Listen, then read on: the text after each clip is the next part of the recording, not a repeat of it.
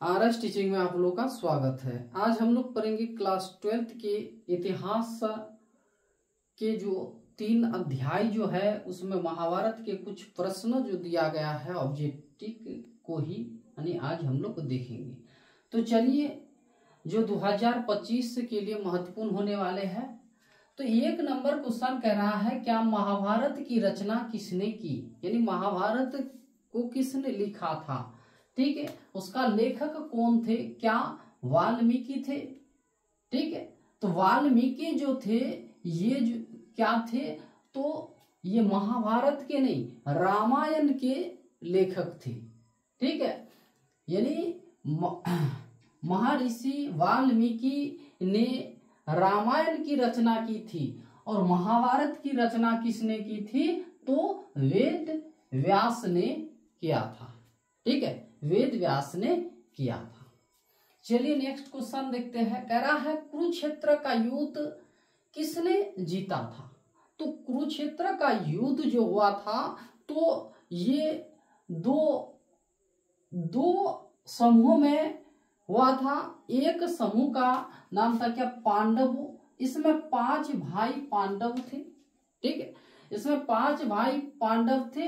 इसमें ये कौरव सेना थे। इसमें जो थे कौन, तो नकुल सहदेव, ठीक है, भीम अर्जुन युधिष्ठिर इसमें थे। और इसके पक्ष में यानी कृष्ण भी थे। और इनकी सेनाएं जो थे यानी लाखों की संख्या में सेनाएं थी।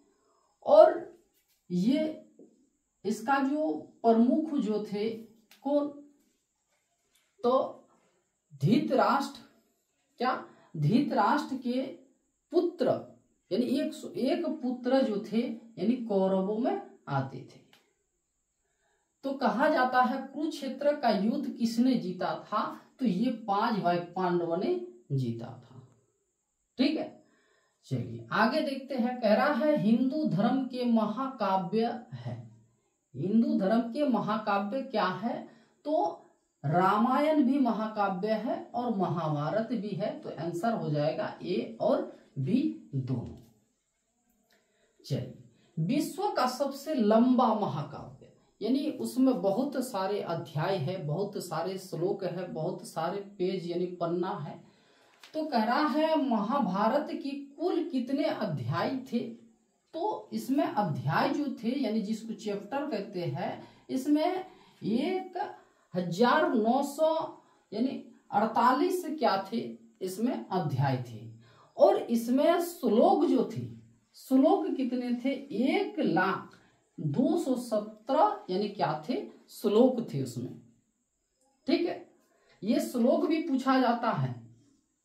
क्या श्लोक यानी महाभारत में कितने श्लोक होते हैं, कितने अध्याय होते हैं, इन दोनों पॉइंट को याद कर लीजिएगा। चलिए 6 नंबर क्वेश्चन कह रहा है, आजकल अधिकांश विद्वान महाभारत युद्ध को एक ऐतिहासिक घटना मानते हुए इनकी तिथि निर्धारित करते हैं। यानी ये जो कुरुक्षेत्र का युद्ध हुआ था, पांडवों और कौरवों के बीच जो युद्ध हुआ था, ये युद्ध का तिथि यानी तारीख जो निकाला गया, बहुत सारे आजकल अधिकांश विद्वान यानी इसका तिथि निर्धारण किया है। तो वह कब निर्धारित किया गया है, उसका समय क्या है, तो वह है जाके 1400 ईस्वी पूर्व से 1000 ईस्वी पूर्व। देखिए ईस्वी पूर्व दिया हुआ रहता है और ईस्वी अगर रहे तो ये नहीं होगा, यानी ईस्वी पूर्व माना गया है। कितना, 1400 से 1000 ईस्वी पूर्व के बीच में ही, यानी किसी समय एक एग्जैक्ट तारीख तो नहीं दे सका, तो एक अनुमानित करके 1400 से 1000 ईस्वी पूर्व निर्धारित किया है। और महान वैज्ञानिक जिसका नाम यानी आर्यभट्ट ने कहा था, इसका ये जो युद्ध हुआ था, ये तिथि वह निर्धारित किया था 3100 ईस्वी पूर्व। यानी आर्यभट्ट ने कहा था, यानी युद्ध जो हुआ था उसका एग्जैक्ट जो यानी तारीख या फिर ईस्वी यानी साल जो माना गया है वह कितना, तो 3100 ईस्वी पूर्व माना गया है। और आर्यभट्ट ने ही कहा था, यानी इसकी रचना, युद्ध तो हुआ था 3100 ईस्वी पूर्व, और इसका रचना जो हुआ था, यानी इसको जो लिखा गया था, ठीक है, तो वह 500 ईस्वी पूर्व से 500 ईस्वी यानी 1000 वर्ष बाद यानी इसको लिखा गया था। यानी इतना तारीख, इतनी वर्ष में महाभारत को लिखा गया था। ठीक है, तो चलिए अभी 7 नंबर क्वेश्चन कह रहा है, अंबा और अंबालिका किसकी पत्नियां थी? तो ये पत्नियां किसकी थी? तो विचित्र वीर्य की ये क्या थे? पत्नियां थी। ठीक है, विचित्र वीर्य ये किसके यानी संतानु के क्या थे? तो पुत्र थे। ये संतानु के क्या थे? पुत्र थे। इसके पिता विचित्र वीर्य के पिता कौन थे? तो संतानु। और इनकी माँ जो थी, इनकी माँ कौन थी? तो जिसका नाम था सत्यावती। ये भी याद रखिए, इसका पिता का नाम क्या था? तो संतानु। ठीक है, और माता का नाम था सत्यावती। ठीक है, संतानु की और एक पत्नी थी जिसके नाम थी क्या? गंगा। क्या? गंगा। और गंगा के एक पुत्र थे जिसका नाम था यानी क्या? भीष्म। भीष्म इसका पुत्र थे। इसने ही यानी क्या? आजन्म बाल ब्रह्मचारी रहने का ये सौगंध लिया था। ठीक है,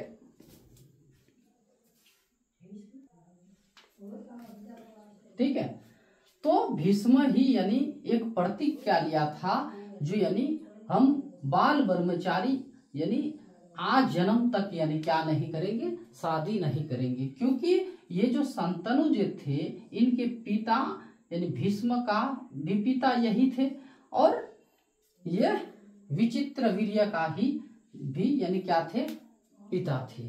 तो इसने शांतनु का पहला पत्नी कौन थी? यानी गंगा। तो जब गंगा यानी संतानु को छोड़कर चले गए थे, तो भीष्म ने ही यानी प्रतिज्ञा लिया था, आप शादी कीजिए, और आपका ही, और सत्यावती को शादी किया था। सत्यावती ने कहा था यानी हम आपसे शादी नहीं करेंगे, क्योंकि आपका भीष्म ही राजा बनेगा।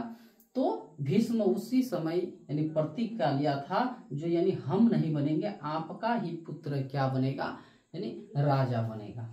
ठीक है, तो चलिए उसका पुत्र कौन थे? तो विचित्र वीर्य। तो इसने अंबा और अंबालिका किसकी पत्नियां थी? तो ये विचित्र वीर्य की। ठीक है, और ये जो अंबा और अंबालिका ये जो पुत्री थी किसकी? तो काशी नरेश। काशी नरेश के पुत्री को अंबा और अंबालिका से शादी की थी विचित्र वीर्य। चलिए, अंबालिका पुत्र, अंबालिका के पुत्र कौन थे? तो अंबालिका के पुत्र यानी कौन थे? तो ये थे जाके पांडव। क्या? पांडु। पांडु यानी क्या थे? तो अंबालिका के पुत्र थे। और अंबा का पुत्र यानी कौन? तो धृतराष्ट्र थे। धृतराष्ट्र के यानी माँ कौन थे? तो अंबा। और पांडु जो थे ये अंबिका के पुत्र थे। और विदुर जो थे, इनका माता का नाम तो नहीं, यानी इसको कहा जाता दासी। दासी। ठीक है, यहाँ उसी राज्य में क्या थे? दासी थे। जब महर्षि व्यास जी ने, जब महर्षि व्यास जी ने किसका? धृतराष्ट्र और पांडु और विदुर का ये मानिएगा तो ये पुत्र थे, क्योंकि विचित्र वीर्य ने जब शादी किया था अंबा और अंबालिका से, तब ये कुछ दिन बाद यानी विचित्रवीर्य का क्या हो गया, देहांत हो गया, यानी मर गए। तब जाकर अंबा और अंबालिका क्या विधवा हो गई। तो विधवा जो हो गई तो उसी समय एक ऋषि जिसका नाम महर्षि व्यास जी के द्वारा यानी